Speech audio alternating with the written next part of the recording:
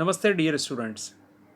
You must have watched my previous videos on the chapter electricity in which I have taught to you the flow of charges through an electric conductor and the role of battery in it.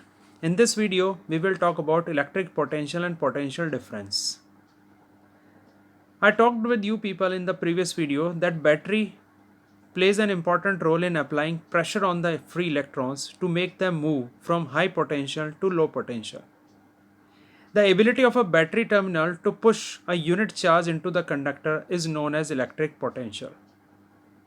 The difference of electric potential between the positive and negative terminals of a battery defines battery's power to push charge into the conductor, or more specifically, it is known as potential difference. Potential difference can also be defined as the work done in moving a unit positive charge from one point to another point within the electric field. And electric potential can also be defined as the work done in moving a unit positive charge from infinity to a point in the electric field of a charged body. The device that helps to maintain electric potential and potential difference in an electric circuit is battery or cell.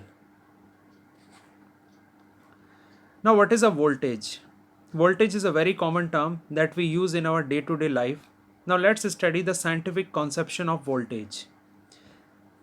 Potential difference is commonly known as voltage.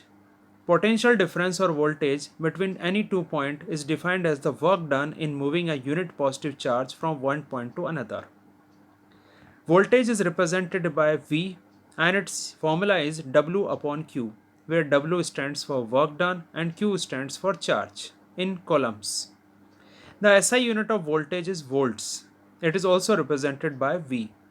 Voltage between 2 points is said to be 1 volt when 1 joule of work is done to move a charge of 1 coulomb between these 2 points. What is a voltmeter? Voltmeter, as the name indicates, it is a device that is used to measure voltage across the resistance in the circuit. It is always connected in parallel to the resistance. It has very high internal resistance. While connecting the voltmeter, the positive terminal of the voltmeter is connected to the positive side of the circuit and negative to the negative side, as shown in the diagram.